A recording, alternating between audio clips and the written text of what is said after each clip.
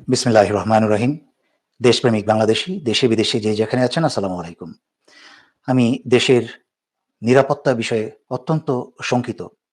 ঠিক এই সময় ইলিশ মাছের রাজনীতি শুরু করেছেন ডক্টর সালাউদ্দিন এবং রিজওয়ানা চৌধুরীরা। উনাদের কাছে এই যে ১৫০০ ছাত্রছাত্রী এবং শিশু হত্যার রক্তের উপর দিয়ে উনারা এই উপদেষ্টা সরকারে এসে বসলেন, সেই ইমোশন উনারা ভুলে গেলেন। ইমোশন ভুলে গিয়ে উনারা জাতিকে উপদেশ দিচ্ছেন, ইমোশন নিয়ে কাজ করলে হবে না, ভারতকে ইলিশ মাছ দিতে হবে। তাই ডক্টর মোহাম্মদ সালাউদ্দিনকে অনুরোধ করব, আপনাকে অর্থ উপদেষ্টা বানানো হয়েছে। আপনি বাংলাদেশের দুর্বল আর্থিক সমস্যা নিয়ে ব্যস্ত থাকুন, সেটা দেখুন। আপনাকে বাণিজ্যের দায়িত্ব দেওয়া হয়েছে, যেহেতু সেই ব্যাপারে আপনার আর্থিক বিষয়ে জ্ঞান থাকতে পারে। বাঙালি জাতিকে যে এত বড় একটা ট্রমার মধ্যে দিয়ে গেল মাত্র, সেই বাংলাদেশীদেরকে আপনি ইমোশন বাদ দিয়ে কথা বলার উপদেশ দেওয়ার সেই যোগ্যতা বা ক্ষমতা নাই, এবং সেই জন্য আপনাকে সেখানে বসানো হয়নি।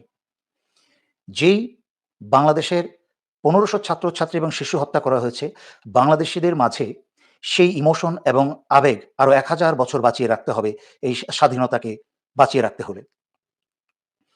রিজওয়ানা চৌধুরী বলেছেন, ভারতের সাথে আমাদের সম্পর্ক চালিয়ে যেতে হবে। হ্যাঁ, কথা সত্য। কিন্তু সেই উদ্যোগ ভারতকে নিতে দিন। এখনো পর্যন্ত এত বছরে কোনোদিন তিস্তার চুক্তি হয়েছে? হয় নাই। তো আপনি কি মনে করেছেন এই যে হাজার, হাজার টন প্রতি বছর ইলিশ দিয়ে হাসিনার আমলে ইলিশ দিয়ে হাসিনা কোনো কিছু ভারতের কাছ থেকে পেয়েছে? পায় নাই। আপনি কি করে মনে করছেন ৩,০০০ টন ইলিশ দিয়ে আপনি বাংলাদেশ উদ্ধার করে ফেলবেন? তাই ১ম নিজের আত্মসম্মানের স্থানটাকে ঠিক করুন, যেটা গত ১৫ বছরে ধূলিসাৎ করে দিয়েছে স্বৈরাচারী শেখ হাসিনা। বাংলাদেশের নিরাপত্তাটা এমন ভয়ংকর অবস্থায় আছে, সেটা অনুধাবন করার ক্ষমতা আপনাদের নাই। তাই কমসে কম যার, যার দায়িত্ব পালন করেন। এই যে পার্বত্য চট্টগ্রামে লেফটেন্যান্ট তানজিম সারোয়ারকে হত্যা করা হলো, পরিকল্পিতভাবে খুন করা হলো, এটার সম্পর্কটা বুঝতে হবে। এটা কিভাবে হলো? পার্বত্য চট্টগ্রামের মতো এরকম একটা যুদ্ধের জায়গা, যেখানে বহু বছর ধরে তথাকথিত শান্তি বাহিনীর সাথে যুদ্ধ চলতে, তথাকথিত স্বৈরাচারী শেখ হাসিনা ভারতের নির্দেশে তথাকথিত শান্তি চুক্তি করেছে ১৯৯৭ সালে। কিন্তু তার কোনো কথা কিন্তু এই শান্তি বাহিনী বা তথাকথিত শান্তি বাহিনী সান্তুলমা এরা রাখে নাই। বরাবরই তারা নামকাওয়াস্তে কিছু অস্ত্র ফেরত দিয়েছে, তারা সমস্ত অস্ত্র ভান্ডার বা মজুদ আরো বিশাল আকারে করেছে এত বছরে। তাদের হাতে এখন ভারতের দেওয়া এবং অন্যান্য স্থান থেকে আনা অত্যাধুনিক অস্ত্রশস্ত্র, যা যে কোনো মুহূর্তে বাংলাদেশের বিরুদ্ধে ব্যবহার করে বাংলাদেশকে এবং পার্বত্য চট্টগ্রামকে আলাদা করে ফেলতে পারে। এই যে তাকিয়ে দেখেন, লেফটেন্যান্ট তানজিমকে হত্যা করা হলো, খুন করা হলো, কারা করেছে এটা?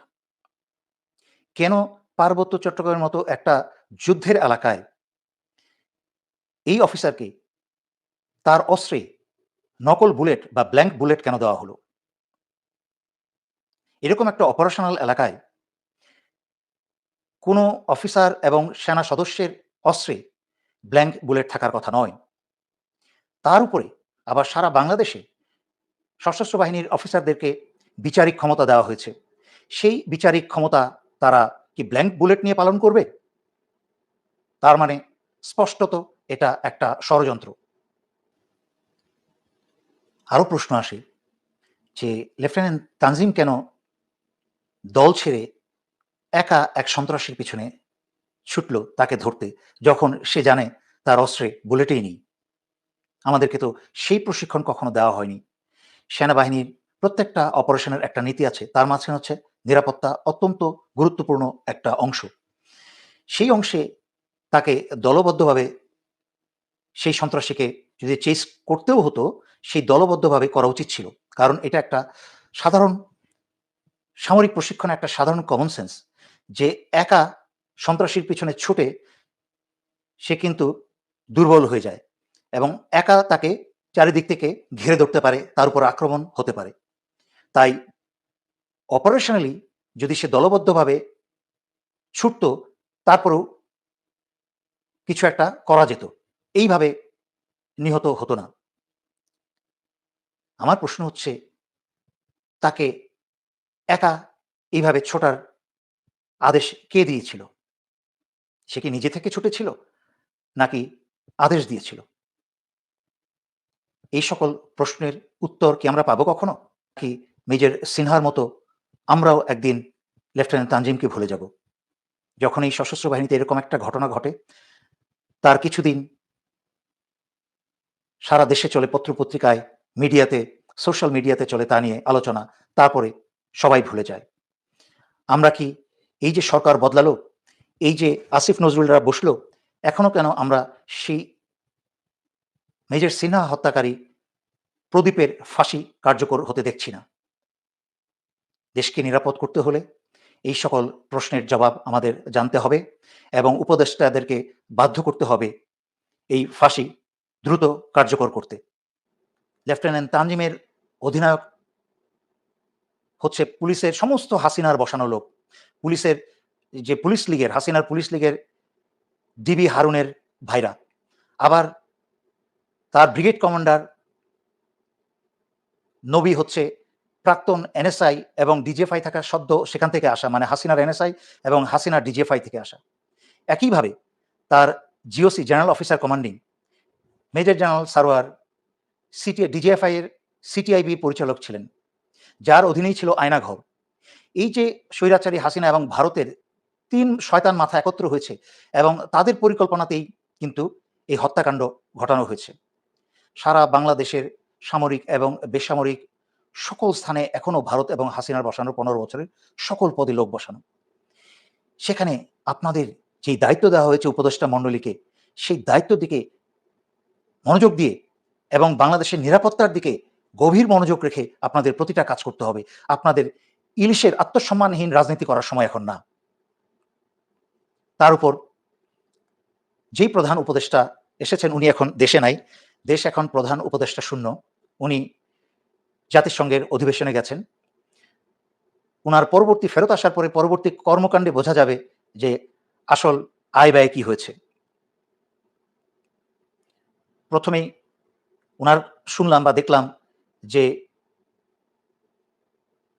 যুক্তরাষ্ট্রের ভাইস প্রেসিডেন্ট কামালা হ্যারিসের সাথে উনার ব্যক্তিগত নাস্তার আলোচনা বা নাস্তায় বসে আলোচনা। তারপরে প্রাক্তন প্রেসিডেন্ট ক্লিন্টন এবং ওবামার সাথেও উনার আলোচনা আছে এবং আরো বহু দেশের রাষ্ট্রপতি উনার সাথে দেখা করার জন্য লাইন ধরেছেন। সব ঠিক আছে, এটা আমরা জানি যে উনার এই কানেকশন আগেও ছিল। সেই জন্য ওনাকে আমাদের দরকার ছিল উনার ইনফ্লুয়েন্সটা ব্যবহার করার জন্যই দেশের স্বার্থে ওনাকে প্রধান উপদেষ্টা হিসাবে বসানো হয়েছে। কিন্তু আমি যেটা আরো কয়েকবার আগে ব্যাখ্যা করেছি, আমাদেরকে বুঝতে হবে যে ভবিষ্যতে যখন যুক্তরাষ্ট্র অনেক কিছু বাংলাদেশ থেকে চাইবে, এই যে মিটিংগুলো হচ্ছে ইতিমধ্যে চাওয়া শুরু হয়ে গেছে, সেই অবস্থায় বাংলাদেশের স্বার্থ রক্ষা করে উনি দেশের পক্ষে এবং পশ্চিমাদের দাবির বিরুদ্ধে কতটুকু মাথা উঁচু করে দাঁড়াতে পারেন, তার উপরেই নির্ভর করবে ওনার সফলতা, বাংলাদেশের পক্ষে সফলতা অথবা ব্যর্থতা। এখানে অনেক বিষয় আছে বাংলাদেশ নিয়ে। বাংলাদেশের নিরাপত্তা অবস্থা এখন অত্যন্ত দুর্বল। সশস্ত্র বাহিনীতে চলছে সকল রকম ষড়যন্ত্র। এই যে যারা প্রাক্তন ডিজি আনসার ছিল, জেনারেল আমিন এবং জেনারেল সাইদ, যে জেনারেল তারেক সিদ্দিকীর খাস লোক ছিল, ন্যাশনাল আইডির দেশে দায়িত্বে ছিল, সেই সব লোক কিন্তু সকল প্রকার দেশবিরোধী অপকর্ম করেছে। তাদের ইদানিং তাদের মুখের নিজস্ব দাবি যে তারা সম্মানের সাথেই পার পেয়ে যাবে, এটা হচ্ছে তাদের মুখের কথা, একদম দাবি। তার মানে সশস্ত্র বাহিনীতে চলছে ষড়যন্ত্র দেশবিরোধী, একই সাথে সিভিল প্রশাসনে। অন্যদিকে ভারতের লেলিয়ে দেওয়া, ভারতের দালাল তথাকথিত কিছু হিন্দুরা দেশের বিরুদ্ধে ক্রমাগত দেশদ্রোহিতা করে যাচ্ছে। এখনো কোনো গোয়েন্দা পরিদপ্তরকে দেখছি না এইসব দেশবিরোধী ভারতীয় দালালদেরকে গ্রেফতার করতে। তারা কেন, যদি তাদের বিরুদ্ধে অন্যায় হয়ে থাকে, কেন তারা এখনো কোনো মামলা করে নাই? কেন তারা সেই বিচার দাবি করছে না? তারা ক্রমাগত কেন এই সরকারকে বিব্রত করছে, বিরক্ত করছে, যেন সরকার স্ট্যাবিলাইজড না পেতে পারে বা ভারসাম্য না পেতে পারে?